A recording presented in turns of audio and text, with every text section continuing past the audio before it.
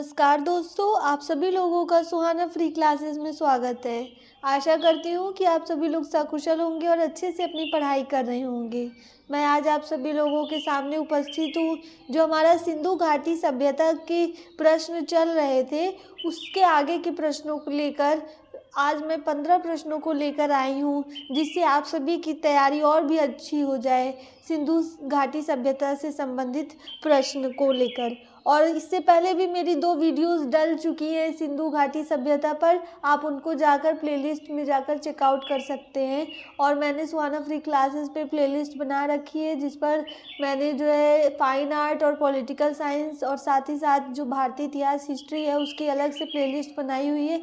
जिसको भी कोई इन तीनों में से जो भी सब्जेक्ट पढ़ना हो जाकर चेकआउट कर सकता है और पूरी वीडियोस को अच्छे से पढ़ सकता है। और कृपया करके मेरी वीडियोस को लाइक कीजिएगा, शेयर कीजिएगा और सब्सक्राइब कीजिएगा। तो आज हमारा टॉपिक क्या है? सिंधु घाटी सभ्यता। तो सिंधु घाटी सभ्यता के यहाँ देखिए हमारा पहला प्रश्न है, सिंधु सभ्यता से संबंधित निम्नलिखित पुरा स्थलों में से कौन उत्तर प्रदेश में स्थित है? तो आपको यह बताना है कि कौन सा पुरा स्थल ऐसा है जो कि आपका कहाँ स्थित है? उत्तर प्रदेश में स्थित है। तो यहाँ आपको 4 ऑप्शन दिए गए हैं। लोथल है, आलमगीरपुर है, रोपड़ है और राखीगढ़ी है। और यह प्रश्न आपका जो है यूपीजीआईसी प्रवक्ता परीक्षा बच्चों, यूपीजीआईसी प्रवक्ता परीक्षा 2017 में पूछा गया है। कब? 2017 में पूछा गया ये प्रश्न है। आपको इसका करेक्ट आंसर बताना है। तो राखीगढ़ी तो नहीं हो सकता है, ना कि रोपड़, ना ही लोथल। तो आपका करेक्ट आंसर क्या होगा?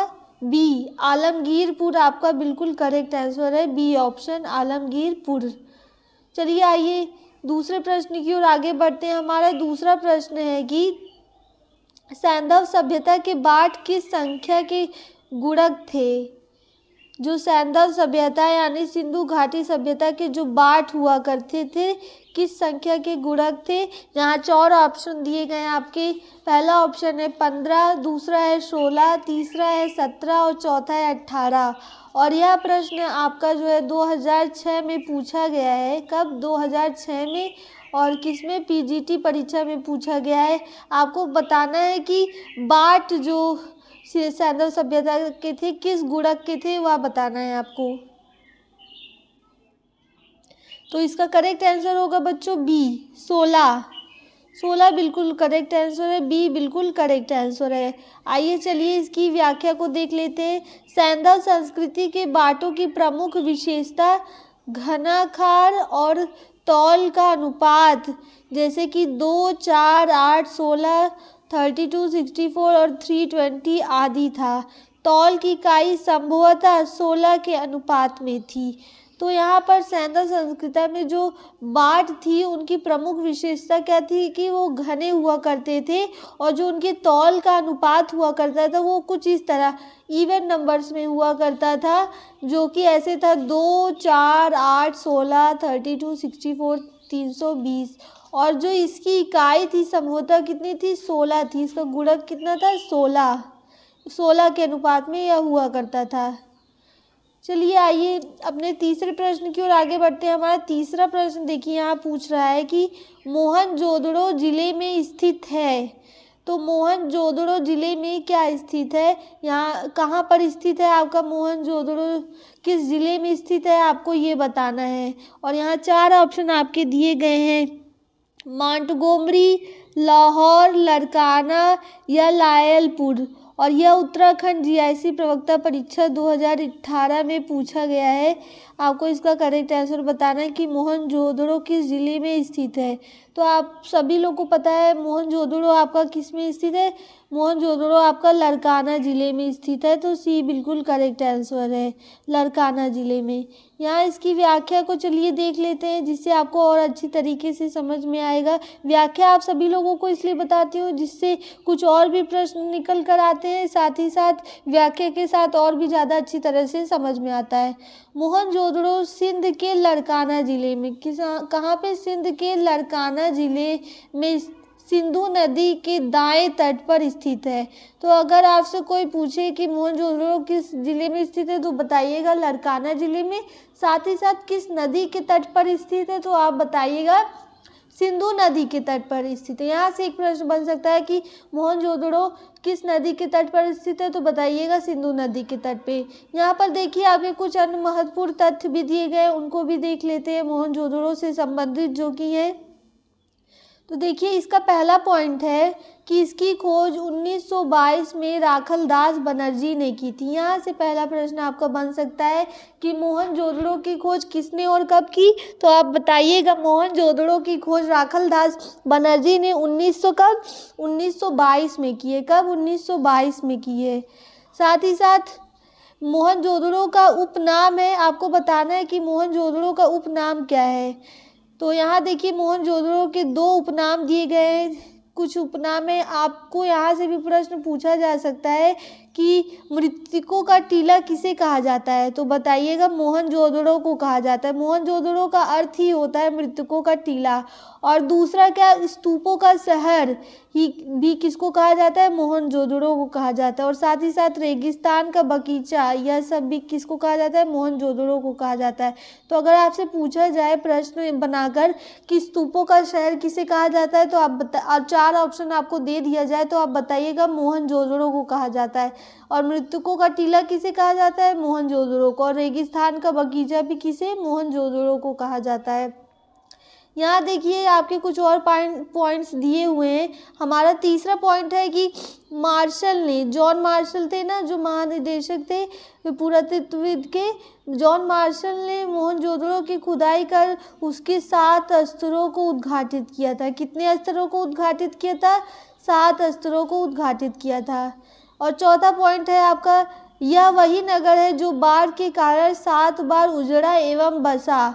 तो यहाँ से एक प्रश्न बन सकता है कि अगर आपसे पूछे कौन सा ऐसा नगर है जो बाढ़ के कारण 7 बार उजड़ा है और 7 बार बसा है, तो आप बताइएगा मोहनजोदड़ो ही वह नगर है जो 7 बार बाढ़ के कारण जो है उजड़ा है और बसा भी है। आइए हमारा दूसरा पॉइंट है कि मलेरिया बीमारी का प्राचीनतम साक्ष्य, एक मोहर पर सुमेरियन नावों का चित्रांकन और चांदी का प्राचीनतम साक्ष्य और चांदी का कलश एवं शिलाजीत का साक्ष्य मोहनजोदड़ो से प्राप्त है। यहाँ से अब बच्चों आपके कई प्रश्न बनने की संभावना है। चलिए मैं आपको बता देती हूँ। जो अगर आपसे पूछा जाए परीक्षा में इस तरह कि मलेरिया जो बीमारी है उसका प्राचीनतम साक्ष्य आपको कहाँ से मिलता है, तो आप बताइएगा ये आपको कहाँ से मिलता है। हमारा यह जो है मोहनजोदड़ो, कहाँ से, मोहनजोदड़ो से मलेरिया का प्राचीनतम साक्ष्य हमें मिलता है। साथ ही साथ वहाँ से एक मोहर मिली है जिस पर जो है सुमेरियन नावों का चित्रांकन है। किसका, सुमेरियन नावों का। तो ये भी मोहर हमें कहाँ से मिली है, हमें मोहनजोदड़ो से मिली है। और जो ये चांदी का प्राचीनतम साक्ष्य आप सभी लोग जानते हैं, सिल्वर जो होता है उसका प्राचीनतम साक्ष्य भी हमें कहाँ से मिला है, यह भी हमें मोहनजोदड़ो से ही मिला है। यानी चांदी का प्राचीनतम साक्ष्य, मलेरिया बीमारी का प्राचीनतम साक्ष्य, साथ ही साथ सुमेरियन नावों का चित्रांकन जो एक मोहर पर मिला है उसका भी साक्ष्य जो है हमें मोहनजोदड़ो से मिला है। साथ ही साथ चांदी का कलश एवं शिलाजीत का साक्ष्य भी मोहनजोदड़ो से प्राप्त है। यहाँ से देखिए आपके कई प्रश्न बनने की संभावना है, इसको याद रखिएगा कि पूछेगा कि मलेरिया बीमारी कहाँ का प्राचीनतम साक्ष्य आपको कहाँ से मिला। 4 ऑप्शन दे दिए जाएंगे तो आप बताइएंगे कि मोहनजोदड़ो से मिला था। और चांदी का प्राचीनतम साक्ष्य ये भी पूछा जा सकता है। सबसे इम्पोर्टेंट तो मुझे यही मलेरिया बीमारी का प्राचीनतम साक्ष्य और साथ ही साथ ये जो बच्चों आपका मोहर पर सुमेरियन नावों का चित्रांकन है और मलेरिया बीमारी का प्राचीनतम साक्ष्य, यही आपका इम्पोर्टेंट है। क्या है, मोस्ट इम्पॉर्टेंट है। चलिए आइए, और यहाँ देखिए मोहनजोदड़ो से वृहत स्नानागार का साक्ष्य मिला है। तो अगर यहाँ से भी एक प्रश्न बनता है कि मोहनजोदड़ो से कहाँ से सबसे बड़ा यानी वृहत स्नानागार का साक्ष्य मिला है, तो आप बताइएगा वृहत स्नानागार का साक्ष्य हमें मोहनजोदड़ो से मिलता है। कहाँ से, मोहनजोदड़ो से मिलता है। आइए चलिए हम अपने चौथे प्रश्न की ओर आगे बढ़ते हैं। हमारा चौथा प्रश्न है कि पक्की मिट्टी के बने हल का एक प्रतिरूप प्राप्त हुआ है। एक पक्की मिट्टी से बना हुआ हल है, उसका एक प्रतिरूप हमें कहाँ से प्राप्त हुआ है वह आपको बताना है। और 4 ऑप्शन आपको दिए गए हैं। पहला है बनावली से, दूसरा है कालीबंगा से, तीसरा है राखीगढ़ी से और चौथा है रंगपुर से। और यह बच्चों आपका जो पीजीटी परीक्षा है 2006 में पूछा गया प्रश्न है। कब? 2006 में। आपको इसका करेक्ट आंसर बताना है। तो आपको क्या लगता है कि ये जो हल आपकी पक्की मिट्टी से बना एक प्रतिरूप कहाँ से मिला होगा? तो यह आपका मिला ए, बनावली से। कहाँ से? बनावली से। तो ए ऑप्शन बिल्कुल आपका करेक्ट है। जो पक्की मिट्टी से बना हल का प्रतिरूप आपको कहाँ मिलता है? ये मिलता है आपको बनावली से। चलिए आइए इसकी व्याख्या को देख लेते हैं, जिससे आपको और अच्छी तरीके से समझ में आ जाए। बनावली कहाँ है आपका बच्चों? बनावली जो है हरियाणा के फतेहाबाद जिले में सरस्वती नदी के किनारे स्थित है। यहाँ से आपका एक प्रश्न और बनेगा आपका। कभी कभी परीक्षा में देखो पूछ देता है कि बनावली आपका किस राज्य में है। बनावली आपका किस राज्य में है? तो आप बताइएगा। बनावली हमारा हरियाणा में। कहाँ है? हरियाणा में। यहाँ एक प्रश्न पूछता है, कभी कभी पूछ देता है कि किस ज़िले में है, तो बताइएगा फतेहाबाद। हरियाणा के फतेहाबाद ज़िले में स्थित है। और तीसरा क्वेश्चन ये पूछ सकता है कि किस नदी के किनारे स्थित है, तो बताइएगा सरस्वती नदी के किनारे। अभी मैंने आपको ऊपर बताया कि मोहनजोदड़ो के किस नदी के किनारे स्थित है, तो सिंधु नदी के तट पर दाईं ओर स्थित है। और किस जिले में स्थित है, तो लड़काना जिले में स्थित है। यह मैंने अभी आपको ऊपर बताया है। और उसकी खोज किसने की थी? 1922 में राखलदास बनर्जी ने की थी। लेकिन यहाँ बनावली की बात चल रही है, तो बनावली के बारे में देखिए। बनावली आपका जो है हरियाणा के फतेहाबाद ज़िले में है, वो भी किस नदी के तट पर? सरस्वती नदी के तट पर। किस पे? सरस्वती नदी के। और इसकी खोज भी देखिए यहाँ दिया गया। इसकी खोज 1974 ईस्वी में RS विस्ट ने की। किसने? तो यह भी पूछा जाता है। यहाँ से एक और प्रश्न बन सकता है कि बनावली की खोज किसने और कब की, तो आप बताइएगा कि RS विस्ट ने 1974 में बनावली की खोज की। यहाँ से पक्की मिट्टी के बने हल का एक प्रतिरूप प्राप्त हुआ है। कहाँ से पक्की मिट्टी से बने हल का प्रतिरूप मिला है, तो आप बताइएगा हमें। पक्के मिट्टी से बने हल का प्रतिरूप बनावली से मिला है। कहाँ से? बनावली से। अब यहाँ देखिए बच्चों, कुछ अन्य महत्वपूर्ण तथ्य हैं, उनको देख लेते हैं। पहला क्या है तथ्य आपका? कालीबंगा के प्राक सैंधव स्तर से हल से जुते हुए खेत का साक्ष्य प्राप्त हुआ है। तो प्राक सैंधव जानते हैं कि सिंधु सभ्यता से भी पहले की जो सभ्यता होती है उसे हम प्राक सैंधव कहते हैं। तो जो मैंने आपको पहले भी 2 वीडियोस में कई बार आपको बताया है कि कालीबंगा से जो है हमें जो है हल से जुते हुए खेत का क्या साक्ष्य प्राप्त हुआ है। तो यहाँ से एक प्रश्न आपका और बन सकता है। प्रश्न ऐसे पूछेगा कि कहाँ से हमें जो है हल से जुते हुए खेत का साक्ष्य प्राप्त होता है। तो हल से जुते हुए खेत का साक्ष्य तो बच्चों हमें कालीबंगा से प्राप्त होता है, ठीक है। लेकिन बनावली से आपका यह जो है हल पक्की मिट्टी से बने हल का प्रतिरूप मिलता है, ना कि हल से जुते हुए खेत का साक्ष्य। तो दोनों अलग अलग चीज़ें हैं, यह बात बिल्कुल याद रखिएगा आप लोग। बनावली से क्या हमें पक्की मिट्टी से बने हल का प्रतिरूप मिला है, लेकिन कालीबंगा में हमें हल से जुते हुए खेत का साक्ष्य मिला है। यहाँ देखिए आपका दूसरा पॉइंट है कि नवीनतम अनुसंधानों में राखीगढ़ी को विशालतम हड़प्पा कालीन नगर माना गया है।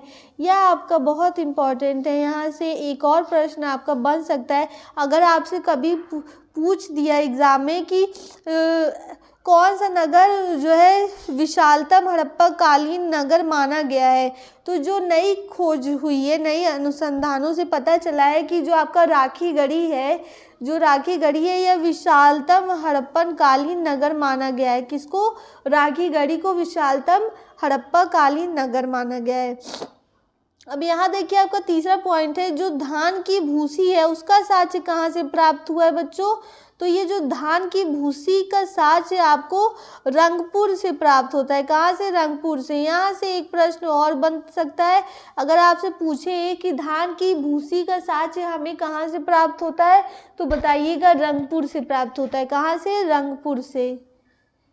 आइए चलिए हम अपने 5वें प्रश्न की ओर आगे बढ़ते हैं। आशा करती हूँ आपको मेरे एक्सप्लेनेशन समझ में आए होंगे। हमारा 5वां प्रश्न है कि अधोलिखित में से किस पुरास्थल से मिट्टी के हल का नमूना प्राप्त हुआ है? और यहाँ आपके 4 ऑप्शन दिए गए हैं। पहला है बनावली, दूसरा है राखीगढ़ी, तीसरा है धौलावीरा और चौथा है कालीबंगा। और यह आपका यूपी जीआईसी प्रवक्ता परीक्षा 2009 में पूछा गया है। आपको इसका करेक्ट आंसर बताना है। तो बच्चों जानते हैं इसका करेक्ट आंसर क्या होगा?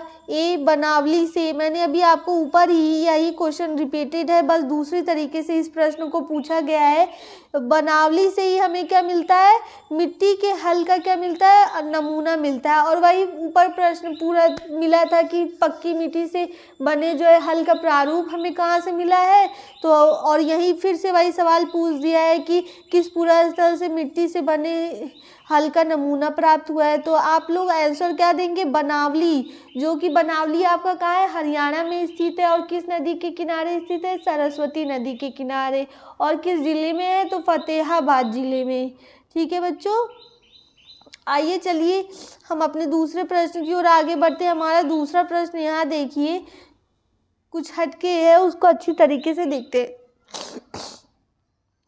सूची 1 में उल्लेखित स्थलों को सूची 2 में निम्नलिखित तथ्यों से सुमेलित कीजिए तथा सूचियों के नीचे दिए गए कूट में से सही विकल्प चयन कीजिए। तो यहाँ देखिए सूची 1 में आपके जो है स्थल दिए हैं और आपके सूची 2 में कुछ तथ्य दिए हैं, उन दोनों को मिलाना है और जो सही कूट है आपका उसको जो है करेक्ट करना है। तो पहले जो सूची 1 है उसमें हड़प्पा दिया गया है, लोथल दिया गया है, कालीबंगा दिया गया है और मोहनजोदड़ो दिया गया है। दूसरी सूची में कुछ तथ्य दिए गए, सवाधान, गोदीबाड़ा, एक नर्तकी की आकृति और चौथा है जूता हुआ खेत। तो मैंने अभी आपको ऊपर के क्वेश्चंस में बताया था कि जूता हुआ खेत आपको कहाँ से मिला, गोदीबाड़ा कहाँ से मिला ये भी बताया है। एक नर्तकी की आकृति तो आप लोगों को पता ही कहाँ से मिली है, और शवाधान भी कहाँ से मिला है यह भी आपको पता ही होगा। तो यहाँ देखिए आपको 4 ऑप्शन दिए गए हैं, तो इस पे करेक्ट आंसर आपको लगाना है। और यह बच्चों आपका जो पीजीटी की परीक्षा होती है 2006 में भी पूछा गया प्रश्न है। कब? 2006 में पूछा गया प्रश्न है यह पीजीटी परीक्षा में। आपको इसका करेक्ट आंसर बताना है। तो डी आपका बिल्कुल करेक्ट आंसर है। ए का पहला है, बी का दूसरा है और जो है तीसरे का चौथा है और डी का तीसरा है। आइए चलिए हम देख लेते हैं एक बार।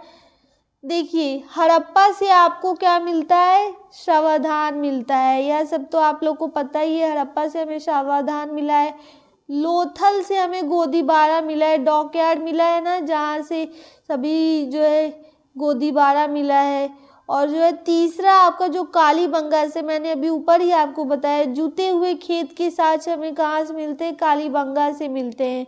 और जो मोहनजोदड़ो है वहाँ से हमें नर्तकी की आकृति मिली ही है ना, आप सभी लोग को पता होगा वह नर्तकी कितनी फेमस है जिसकी आकृति मिली है। तो यह बिल्कुल आपका सही कूट है और बिल्कुल सही आंसर है। आइए चलिए आगे इसकी व्याख्या को देख लेते हैं। प्रश्नगत हड़प्पा सभ्यता के स्थलों में से खंबात की खाड़ी के निकट स्थित लोथल से, तो लोथल आपका कहाँ स्थित है? खंबात की खाड़ी के निकट। लोथल से गोदीबाड़ा के साथ मिले हैं, तो लोथल से आप 4 प्रश्न यहाँ से आपके बन सकते हैं। लोथल गोदीबाड़ा के साथ से आपको कहाँ से मिले ऐसे पूछ देगा अगर प्रश्न में, और 4 ऑप्शन दिए होंगे तो क्या बताएंगे? लोथल से हमें क्या मिला है? गोदीबाड़ा के साथ से मिले। और जो राजस्थान के हनुमानगढ़ जिले में घग्गर नदी के किनारे स्थित कालीबंगा से जूते हुए खेत के साथ मिले। तो यहाँ देखिए और प्रश्न बन सकते हैं। आपसे पूछा जाता है कि कालीबंगा आपका पहली बात तो किस राज्य में है, तो आप बताइएगा राजस्थान में स्थित है आपका कालीबंगा। और कभी कभी पूछ देता है किस जिले में है, तो हनुमानगढ़ जिले में है। और किस नदी के किनारे स्थित है, तो याद रखिएगा घग्गर नदी के किनारे। और जो आपका बनावली था वो हरियाणा में स्थित है, फतेहाबादपुर जिले में। और साथ ही साथ किस नदी के किनारे स्थित है, तो सरस्वती नदी के किनारे। उसी तरह मोहनजोदड़ो भी आपका जो है लड़काना जिले में स्थित है ना बच्चों। और किस नदी के किनारे, सिंधु नदी के किनारे। तो कालीबंगा से आपको क्या मिले, जुते हुए खेत के साक्ष्य मिले हैं। तो जुते हुए खेत के साक्ष्य अगर आपसे कोई पूछे कहाँ से मिले, तो बताइएगा कालीबंगा से। फिर यहाँ देखिए आगे बढ़ते हैं। पाकिस्तान के पंजाब प्रांत में, पाकिस्तान में भी पंजाब है ना एक, तो उसके पंजाब प्रांत में जो साहिवाल जिले में रावी नदी के बाएं तट पर स्थित हड़प्पा नगर क्षेत्र के दक्षिण दिशा में एक कब्रिस्तान शवधान मिला है, जिसे समाधि R37 नाम दिया गया है। तो यहाँ से कई प्रश्न बन सकते हैं। पहली बात तो ये हड़प्पा नगर आपका कहाँ पर स्थित है, तो पहली बात पाकिस्तान में स्थित है। और दूसरी बात यह पंजाब के प्रांत में साहिवाल जिले में है। तो एक प्रश्न और बन सकता है कि हड़प्पा आपके किस जिले में है, तो बताइएगा पाकिस्तान के पंजाब प्रांत के साहिवाल जिले में। और किस नदी के किनारे, तो याद रखिएगा मोहनजोदड़ो आपका सिंधु नदी के किनारे है, लेकिन जो हड़प्पा है वो आपका रावी नदी के किनारे। किस नदी के किनारे, रावी नदी के किनारे। तो जो है यहाँ देखिए हड़प्पा नगर आपका कहाँ स्थित है, साहिवाल जिले में पाकिस्तान के, वो भी रावी नदी के तट पे। और यहाँ से आपका जो दक्षिण दिशा में एक कब्रिस्तान मिला है, जिसका नाम क्या है, कब्रिस्तान मतलब शवधान मिला है, जिसका नाम, जिस समाधि का नाम R37 दिया गया है।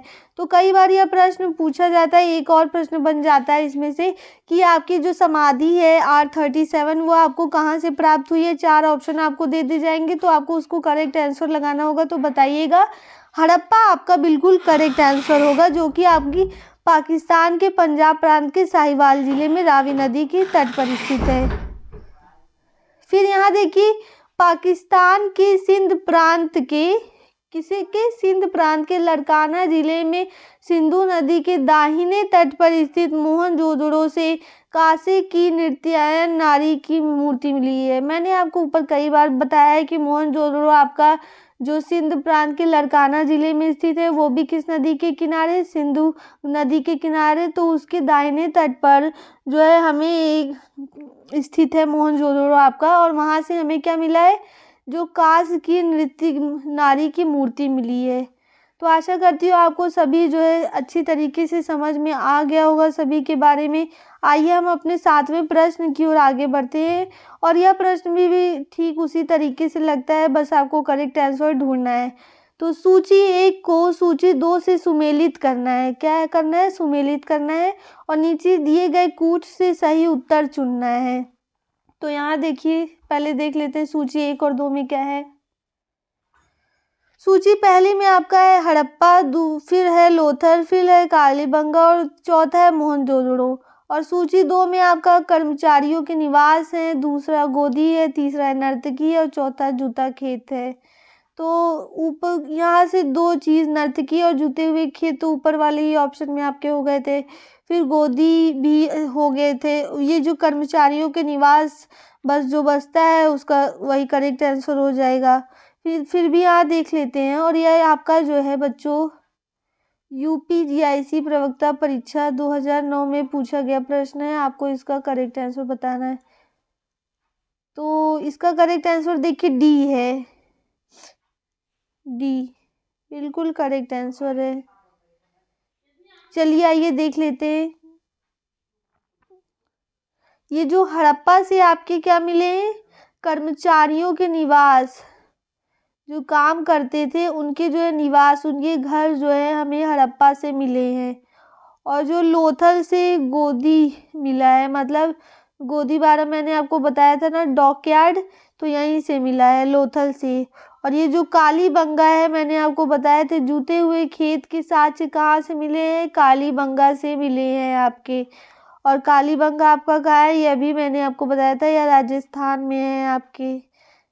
और जो है मोहनजोदड़ो, जो कि आपका जो है यहाँ से आपको कांसे की नर्तकी की मूर्ति मिल रही है, तो यह आपका तीसरा बिल्कुल करेक्ट हो गया। मोहनजोदड़ो मैंने आपको बताया था सिंध प्रांत के लरकाना जिले में सिंधु नदी घाटी के किनारे मोहनजोदड़ो क्या है स्थित है। और इनकी खोज किसने 1922 में राखलदास बनर्जी ने की थी। आइए चलिए हम अपने 8वें प्रश्न की ओर आगे बढ़ते हैं। हमारा 8वां प्रश्न यहाँ देखिए पूछा गया है कि समाधान एच संबंधित है, तो समाधान एच किससे संबंधित है यह आपको बताना है। और 4 ऑप्शन आपको दिए गए। पहला है पूर्व हड़प्पा संस्कृति, दूसरा है पूर्व विकसित हड़प्पा संस्कृति, तीसरा है पूर्व विकसित एवं परवर्ती हड़प्पा संस्कृति और चौथा है परवर्ती हड़प्पा संस्कृति। और यह आपका उत्तराखंड असिस्टेंट प्रोफेसर जीडीसी परीक्षा, किसमें जीडीसी परीक्षा 2017 में पूछा गया प्रश्न है। और जो है हड़प्पा संस्कृति को भी कई भागों में बांटा गया था, जैसे पूर्व, पूर्ण विकसित और परवर्ती, इन सब में। अब आपको बताना है ये जो समाधान हमें मिला है कब्रिस्तान एच वह किससे संबंधित है। तो बच्चों आपका करेक्ट आंसर क्या है, डी, परवर्ती हड़प्पा संस्कृति से हमें क्या मिला है, समाधान एच मिला है। चलिए आइए इसकी व्याख्या को देख लेते हैं।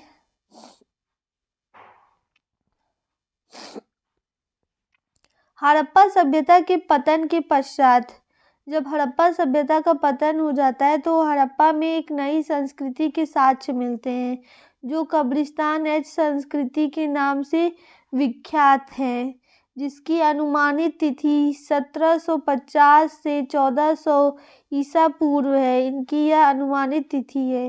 पाकिस्तान के पुरातत्वविद जिसे समाधि एच क्षेत्र संस्कृति, समाधि एच क्षेत्र संस्कृति, सिमेट्री एच कल्चर जिसे इंग्लिश में कहते हैं, उसे भारतीय पुरातत्वविद क्या कहते हैं, परवर्ती हड़प्पा संस्कृति यानी लेट हड़प्पन कल्चर कहते हैं। तो यहाँ से देखिए जब हड़प्पा सभ्यता का पतन हो जाता है तो हड़प्पा के बाद एक नई संस्कृति के साक्ष्य भी यहाँ से मिलते हैं, तो जो कि किस नाम से विख्यात है, कब्रिस्तान एच संस्कृति से। क्या, कब्रिस्तान एच संस्कृति से। और इसकी अनुमानित तिथि जो है कुछ निर्धारित की गई है। यहाँ से एक और जो है प्रश्न बन सकता है कि एच जो संस्कृति है जो हड़प्पा सभ्यता के बाद आई है उसकी अनुमानित तिथि क्या है, तो आप लोग बताइएगा। 1750 ईसा पूर्व से लेकर 1400 ईसा पूर्व तक। और जो ये पाकिस्तान के पुरातत्वविद इसे क्या कहते थे, तो अगर पूछा जाए तो बताइएगा समाधि एच क्षेत्र संस्कृति, जबकि जो भारत के पुरातत्वविद है उसे परवर्ती हड़प्पा संस्कृति ही कहते हैं। तो आप लोग परवर्ती हड़प्पा संस्कृति पे टिक लगाइएगा और इसे इंग्लिश में लेट हड़प्पन कल्चर कहते हैं। आइए चलिए कुछ अन्य महत्वपूर्ण तथ्यों को देख लेते हैं। पहला पॉइंट है आपका कि समाधि एच हड़प्पा से 1934 में खोजा गया।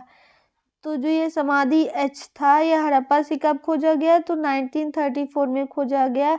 यह आपका पहला प्रश्न बन सकता है कि समाधि एच की खोज कब और कहाँ से मिली। तो समाधि एच की खोज जो है 1934 में की गई। और कहाँ से हमें यह समाधि एच मिली है, तो आप बताइएगा, हड़प्पा से मिली है। दूसरा पॉइंट यहाँ देखिए, सर्वप्रथम माधो स्वरूप वत्स ने इसका नामकरण सिमेट्री एच के रूप में किया, यही प्रथम उत्खनन करता थे। तो जो है यहाँ से एक प्रश्न और बन सकता है कि यह जो समाधि एच है इसकी उत्खनन इसका किसने किया है, तो आप बताइएगा। इसका जो माधो स्वरूप वत्स ने जो है समाधि एच का उत्खनन किया था प्रथम बार। कौन, माधो स्वरूप वत्स ने। और यहाँ देखिए आपका जो है तीसरे पॉइंट की ओर हम अपने आगे बढ़ते हैं। हमारा तीसरा पॉइंट पूछा गया है कि गॉर्डन चाइल्ड, कौन, गार्डन चाइल्ड, तदुपरांत मार्टिन व्हीलर का सुझाव था कि यह संस्कृति आर्य आक्रमणकारियों का प्रतिनिधित्व करता है। तो जो है यहाँ से एक प्रश्न और बन सकता है, ऐसे पूछा जा सकता है आपका प्रश्न कि किसका सुझाव था कि ये जो एच समाधि संस्कृति है या आर्य आक्रमणकारियों का प्रतिनिधित्व करता था, तो बताइएगा गॉर्डन चाइल्ड और तदुपरांत मार्टिन व्हीलर का भी क्या था, सुझाव था। यहाँ देखिए आपका दूसरा पॉइंट है कि कब्रिस्तान R37 हड़प्पा से मिला है। इसी कब्रिस्तान में शव कास्ट पेटिका यानी काफिन मंजूषा मिली है। तो यहाँ से कम 2 प्रश्न आपके बनेंगे कि पहली बात तो ये कि कब्रिस्तान R37 आपका किस स्थल से मिला है। तो 4 ऑप्शन दे दिए जाए तो आप बता दीजिए कि यह जो है हमें कहाँ से मिला है, हड़प्पा से हमें जो है कब्रिस्तान R37 मिला है। और इस कब्रिस्तान में जो है शव कास्ट पेटिका यानी कॉफिन मंजूषा मिली है। एक प्रश्न और बन सकता है कि आपकी कॉफिन मंजूषा यानी शव कास्ट पेटिका कहाँ से मिली है, तो बताइएगा कब्रिस्तान R37 जो कि कहाँ से हमें हड़प्पा से मिला है। आइए चलिए हम अपने 9वें प्रश्न की ओर आगे बढ़ते हैं। हमारा 9वां प्रश्न कुछ इस प्रकार है कि निम्नलिखित पशु समूहों में से कौन सा समूह मोहनजोदड़ो की पशुपति मुद्रा पर अंकित है। तो जो है मोहनजोदड़ो से हमें कुछ मुद्रा प्राप्त हुई है और उस मुद्रा पर जो है कुछ चीज़ें अंकित है, वह आपको बताना है कि कौन सा समूह उस पर अंकित है। पहला ऑप्शन है आपका सिंह, हाथी, भैंसा और वृषभ। दूसरा है व्याघ्र, हाथी, गैंडा और भैंसा। तीसरा है सिंह, गैंडा, भैंसा और घोड़ा। और चौथा है वृषभ, भैंसा, हाथी और गैंडा। और यह आपका पीजीटी की परीक्षा 2006 में पूछा गया है और जो है टीजीटी की परीक्षा 2013 में भी पूछा गया है। तो आप इस जो है क्वेश्चन की महत्वता को समझ सकते हैं कि यह कितना इम्पोर्टेंट होगा। तो आपको बताना है कि मोहनजोदड़ो से जो मोहर मिली है पशुपति की, उसकी मुद्रा पर क्या अंकित है। तो यहाँ देखिए बी बिल्कुल आपका करेक्ट आंसर है। ऑप्शन बी, व्याघ्र, हाथी, गेंडा और भैंसा। पहले उस व्याघ्र, हाथी, गेंडा और भैंसा पशुपति मुद्रा पे क्या है बना हुआ है, जो कि हमें मोहनजोदड़ो से मिला है। चलिए आइए इसकी व्याख्या को देख लेते हैं। मोहनजोदड़ो से जो पुरातत्वविद मौके को प्राप्त पशुपति शिव की मोहर विशेष प्रसिद्ध है। तो जो है आप बताइएगा कि जो पशुपति शिव की मोहर है वो आपको कहाँ से मिली है, तो बताइएगा मोहनजोदड़ो से मिली है। यह पहला क्वेश्चन आपका बन सकता है जिसके बारे में मैंने आपको बता दिया। और जो है इस मोहर में एक त्रिमुखी पुरुष को एक चौकी पर पद्मासन मुद्रा में बैठाए हुए दिखाया गया है। और त्रिमुखी मतलब 3 सर वाले, और एक चौकी पर पद्मासन मुद्रा में, किस मुद्रा में, पद्मासन मुद्रा में बैठे हुए दिखाया गया है। और साथ ही साथ जो है उसके दाहिनी ओर, किस तरफ, दाहिनी ओर राइट साइड जो है एक हाथी तथा बाघ है। तो उसके जो राइट साइड है एक हाथी है और एक बाघ है। और बाईं ओर लेफ्ट साइड बच्चों, लेफ्ट साइड एक गेंडा है तथा एक भैंसा खड़े हुए। और फिर चौकी के जो यहाँ पर वो जो है 3 मुखी वाला आदमी है। फिर चौकी के नीचे 2 हिरण, यहाँ पर आपके जो है, यहाँ पर आपके 2 हिरण खड़े हैं। और मार्शल ने इसे शिव का आदि रूप कहा था। तो जो जॉन मार्शल थे इसे क्या कहा था, शिव का आदि रूप। यहाँ से एक प्रश्न और बन सकता है कि यह जो पशुपति शिव की मोहर है, किसने इसे शिव का आदि रूप कहा था, तो बताइएगा जॉन मार्शल ने। किसने, जॉन मार्शल ने। आइए हम अपने 50वें प्रश्न की ओर आगे बढ़ते हैं। यह प्रश्न है कि निम्नलिखित पशुओं में से कौन हड़प्पा की मोहरों में प्राप्त नहीं होता। तो आपको बताना है कि यह 4 ऑप्शन आपको दिए गए, इसमें हड़प्पा की मोहरों में कौन सा प्राप्त नहीं होता है।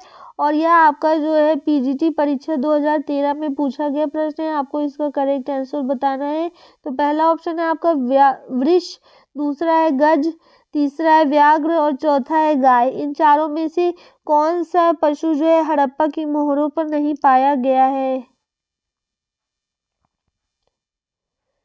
यहाँ देखिए डी, गाय। गाय बिल्कुल आपका करेक्ट आंसर है। यह आपका जो है हड़प्पा से पाई हुई जो मोहरें हैं उन पर जो है यह पशु नहीं है। बाकी जो है गज यानी हाथी, वृष और व्याघ्र, ये सभी जो है हड़प्पा की मोहरों पर पाए जाते हैं। आइए चलिए हम अपने दूसरे प्रश्न की ओर आगे बढ़ते हैं। हमारा दूसरा प्रश्न यहाँ देखिए, सैंधव सभ्यता से संबंधित सर्वाधिक पूरा स्थल किस नदी के तट पर विद्यमान है? तो जो है सैंधव सभ्यता, यानी जानते हैं सिंधु घाटी की सभ्यता जिसे हम हड़प्पन सभ्यता भी कहते हैं।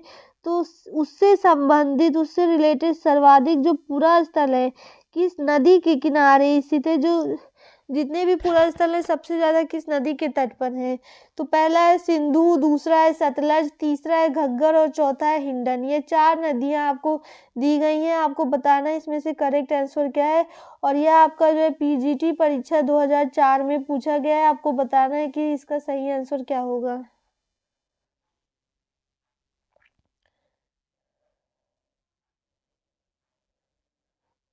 तो बच्चों इसका करेक्ट आंसर है सी, घग्गर। घग्गर नदी व नदी सिंधु घाटी सभ्यता से सबसे सर्वाधिक पूरा स्थल इसी नदी के तट पर क्या है, स्थित है, घग्गर नदी के तट पर। आइए चलिए इसकी व्याख्या को देख लेते हैं। सैंधव सभ्यता यानी सिंधु घाटी सभ्यता से संबंधित अब तक 1400 पुरा स्थलों का पता लगा चुका है, जिसमें से केवल 40 बस्तियां ही सिंधु और उसकी सहायक नदियों के क्षेत्र में पाई गई हैं। तो 1400 जो है पुरा स्थलों का पता लगाया गया है, लेकिन जिसमें से सिर्फ और सिर्फ जो आपकी 40 बस्तियां हैं बच्चों, उसमें केवल वह आपकी सिंधु नदी के और उसकी सहायक नदियों के क्षेत्र में पाई गई हैं। जबकि जो आपकी 1100 बस्तियां हैं, लगभग 80% सिंधु तथा गंगा नदी के मैदान में स्थित है, जहाँ कभी घग्गर और हाकड़ा सरस्वती नदी बहती थी। तो यहाँ देखिए बताया गया है कि जो 1400 में से 1100 बस्तियाँ थी, करीबन 80% बस्तियाँ जो है वह जो है जो सिंधु और गंगा की बीच मैदान में स्थित है। जो सिंधु तथा गंगा है ना, उसके बीच मैदान में स्थित है, जहाँ कभी क्या रहा करती थी आपकी, जहाँ कभी आपकी घग्गर हाकड़ा यानी सरस्वती नदी जहाँ कहीं बहती थी, उसके बीच में करीब आपकी 1100 बस्तियाँ यानी 80% जो है नदी रहती थी बस्तियाँ। इससे स्पष्ट है कि हड़प्पा सभ्यता का मुख्य क्षेत्र सिंधु घाटी नहीं बल्कि सरस्वती तथा उसकी सहायक नदियों का क्षेत्र था। तो इसलिए आपका करेक्ट आंसर क्या होगा? तो आपका घग्गर नदी, घग्गर हाकड़ा या उसको सरस्वती नदी भी कहते हैं, तो जो है आपका जो है घग्गर नदी बिल्कुल सही होगा। आइए चलिए हम अपने दूसरे प्रश्न की ओर आगे बढ़ते हैं। हमारा दूसरा प्रश्न पूछ रहा है कि सिंधु संस्कृति से संबंधित स्थल मांडा किस नदी के किनारे स्थित है? जो आपका स्थल मांडा है वह किस नदी के किनारे स्थित है? और यहाँ आपको 4 ऑप्शन दिए गए हैं, और यह आपका जो है पीजीटी परीक्षा 2010 में पूछा गया प्रश्न है, आपको इसका करेक्ट आंसर देना है। यहाँ 4 ऑप्शन दिए गए हैं। पहला ऑप्शन है रावी नदी, दूसरा है सतलज नदी, तीसरा है सिंधु नदी और चौथा है चिनाब नदी। तो मांडा स्थल जो है आपका वह जो है किस नदी पर स्थित है वह आपको बताना है। तो मांडा आपका जो है बच्चों डी, चिनाब नदी जो है ना आपका डी बिल्कुल आपका करेक्ट आंसर है। मांडा आपका चिनाब नदी के किनारे स्थित है, किससे? चिनाब नदी के। आइए चलिए इसकी व्याख्या को देख लेते हैं। पहले देख लेते हैं कि मांडा जो है आपका जम्मू में अखनूर तहसील में चिनाब नदी के दाएं तट पर स्थित है। तो पहली बात अगर आपसे पूछ दिया जाए कि मांडा आपका किस राज्य में स्थित है, तो बताइएगा जम्मू में। और किस अखनूर तहसील में? चिनाब नदी, क्या चिनाब नदी के तट दाएं तट पर स्थित है। यह सिंधु सभ्यता का सबसे क्या है, यह आपका सिंधु सभ्यता का सबसे उत्तरी स्थल है। फिर 1982 ईस्वी में जेपी जोशी ने इसका उत्खनन किया। तो यहाँ से एक प्रश्न आपका बन सकता है कि मांडा की खोज किसने और कब की? तो मांडा की खोज जो है 1982 में जेपी जोशी ने की है। 1982 में किसने? जेपी जोशी ने की है। यहाँ से प्राक हड़प्पा एवं हड़प्पोत्तर काल के प्रमाण प्राप्त हुए हैं। तो ये जो मांडा है आपका, यहाँ पर सिर्फ हड़प्पा काल के नहीं, जो हड़प्पा काल के पहले के संस्कृति एवं हड़प्पा काल की उन सभी के क्या मिले? प्रमाण प्राप्त हुए। कहाँ से? हमें मांडा से प्राप्त हुए। और इसकी खोज उत्खनन किसने किया? 1982 में जो है जेपी जोशी जी ने किया है। किसने? जेपी जोशी जी ने 1982 में किया है। आइए चलिए हम अपने दूसरे प्रश्न की ओर आगे बढ़ते हैं। हमारा दूसरा प्रश्न यहाँ देखिए पूछ रहा है कि स्वतंत्रता के उपरांत भारत के किस प्रांत में से सबसे अधिक सैंधव पुरास्थल खोजे गए। तो यहाँ आपके एक प्रश्न और पूछा गया है, जब स्वतंत्रता हमारे भारत ने आज़ादी प्राप्त कर ली तो उसके बाद भारत ने किस प्रांत में सबसे ज़्यादा जो सिंधु घाटी से संबंधित जो पुरा स्थल थे खोजे गए। और यहाँ 4 ऑप्शन दिए गए हैं। पहला ऑप्शन है पश्चिमी उत्तर प्रदेश, दूसरा है राजस्थान, तीसरा है गुजरात और चौथा है पंजाब। इसमें बोला गया है स्वतंत्रता के उपरांत। और यहाँ यह प्रश्न आपका पीजीटी परीक्षा 2003 में पूछा गया प्रश्न है। आपको बताना है कि इसका करेक्ट आंसर क्या होगा। तो बच्चों आपका करेक्ट आंसर है सी, गुजरात से हमें स्वतंत्रता के उपरांत सैंधव सभ्यता यानी सिंधु घाटी सभ्यता के सबसे अधिक पुरास्थल गुजरात से ही गुजरात से ही क्या किए गए हैं, खोजे गए हैं। चलिए आइए अब इसकी हम देख लेते हैं व्याख्या को। स्वतंत्रता के उपरांत गुजरात राज्य से सबसे अधिक सैंधव पुरास्थल खोजे गए। यहाँ के महत्वपूर्ण स्थल हैं, तो गुजरात के यहाँ कुछ और महत्वपूर्ण स्थलों के नाम दिए गए हैं जिनके बारे में हम चलिए जान लेते हैं। जैसे कि आपका है लोथल, जहाँ से हमें डॉकयार्ड यानी गोदीबारा मिलता है। धौलावीरा है आपका, रंगपुर है, रंगपुर से हमें धान की भूसी मिलती है, मैंने आपको बताया था। साथ ही साथ सुरकोटता है, फिर मालवाड़ है, रोजदी है, देसलपुर है आदि। लेकिन यहाँ आपका ये चारों दिए गए हैं लोथल, धौलावीरा, रंगपुर और सुरकोटता, ये चारों कुछ ज़्यादा ही प्रसिद्ध है। मतलब प्रसिद्ध का मतलब इनसे संबंधित प्रश्न पूछे गए हैं। आइए कुछ अन्य महत्वपूर्ण तथ्यों को देख लेते हैं। पहला पॉइंट है आपका देखिए, राजस्थान का प्रमुख स्थल क्या है, कालीबंगा है। एक प्रश्न और बनता है कि कालीबंगा आपका किस राज्य में है, तो बताइएगा राजस्थान में है। इसकी खोज अमलानंद घोष ने 1950 से लेकर 1953 ईस्वी में की। यहाँ से एक प्रश्न और आपका बनता है कि जो आपका राजस्थान में कालीबंगा है उसकी खोज कब और किसने की, तो बताइएगा अमलानंद घोष ने 1950 से लेकर 1953 ईस्वी के बीच की। फिर यहाँ देखिए दूसरा पॉइंट है कि हरियाणा के देखिए यहाँ कुछ प्रमुख स्थल दिए गए हैं, जैसे राखी गढ़ी, बनावली, मिठातल, सीसवल आदि। यह सभी क्या है आपके हरियाणा के प्रमुख स्थल है। अगर आपसे पूछा जाए कि ये राखी गढ़ी, बनावली और मिठातल, सीसवल ये सब कहाँ से पाए जाते हैं, तो बताइएगा हरियाणा से। जिसमें से ये जो आपका बच्चों राखी गढ़ी और बनावली है, इससे प्रश्न कई पूछे जाते हैं राखी और गढ़ी और बनावली से। यहाँ देखिए पश्चिमी उत्तर प्रदेश के प्रमुख स्थल आलमगीरपुर, बड़ा गांव एवं हुलास है। तो अगर आपसे पूछा जाए कि आलमगीरपुर आपका किस राज्य से संबंधित है, तो बताइएगा पश्चिमी उत्तर प्रदेश से यानी उत्तर प्रदेश से। बड़ा गांव एवं हुलास भी। यहाँ देखिए पंजाब के कुछ प्रमुख स्थल दिए गए, जैसे रोपड़ है, बाड़ा संगोल आदि है। यह तीनों आपके पंजाब के प्रमुख क्या है स्थल है।